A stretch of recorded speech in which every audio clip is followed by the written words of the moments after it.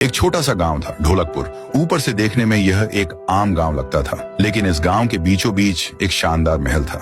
महल का मालिक था राजा इंद्रवर्मा, एक ईमानदार और लोगों का प्यारा राजा। उस महल में रखा था एक अनमोल खजाना, हीरे, जवाहरात, सोना, चांदी और कई ऐसी अनमोल चीजें जिनका सपना हर लुटेरा देखता था। इस खजाने की रक्षा का जिम्मा राजा इंद्रवर्मा ने अपने दो सबसे वफादार और शक्तिशाली आदमियों को दिया था, राइस्टार और ज्ञान भाई। गाँव वाले कहते थे, जब तक राइस्टार और ज्ञान भाई जिंदा हैं, इस खजाने को कोई हाथ भी नहीं लगा सकता। लेकिन एक इंसान ऐसा भी था जिससे हर गांव डरता था। उसका नाम था गब्बर सिंह। गब्बर एक खूनी, दिल का काला और छुप कर वार करने वाला लुटेरा था। उसने देश के कई गांव उजाड़ दिए थे। अब उसकी नजर थी ढोलकपुर के खजाने पर। गब्बर जानता था कि राइस्टार और ज्ञान भाई के रहते खजाना चुराना नामुमकिन है, इसलिए उसने एक शैतानी योजना बनाई। एक सुबह जब गांव के लोग अपने अपने कामों में व्यस्त थे, तभी अचानक गांव में दो खूंखार जानवर घुस आए। गांव में अफरा तफरी मच गई। लोग चीखने लगे, भागने लगे और हर तरफ लाशों के ढेर लग गए। जैसे ही ये खबर राइस्टार के कानों तक पहुंची,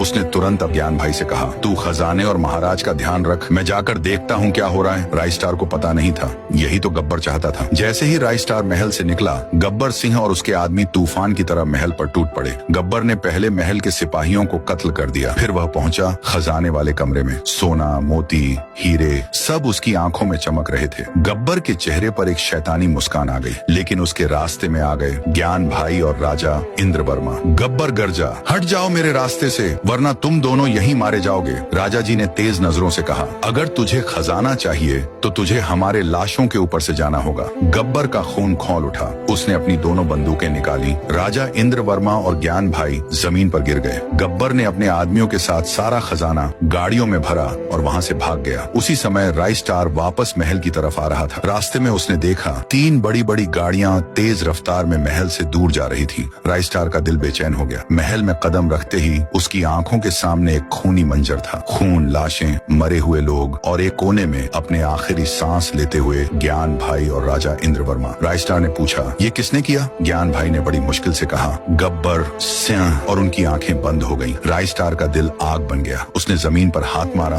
और गरज कर बोला, गब्बर। गब्बर भी तैयार था। उसने अपने चारों तरफ सुरक्षा बढ़ा दी। बंदूकें, गुंडे और खूंखार जानवर सब गेट पर तैनात। लेकिन राइस्टार को रोक पाना अब नामुमकिन था। एक एक करके उसने गब्बर के आदमियों को धूल चटा दी। राइस्टार पहुंच गया गब्बर के सामने। तूने बहुत बड़ी गलती की यहाँ आकर राइस्टार। तुझे मेरे दोस्तों को नहीं मारना चाहिए था। गब्बर, अब देख, पूरा इलाका धुएं और आग में लिपट गया। और जब धुआं हटा, गब्बर सिंह और उसके आदमी जमीन पर लाश बनकर पड़े थे। बीच में एक राजा की तरह खड़ा था राइस्टार।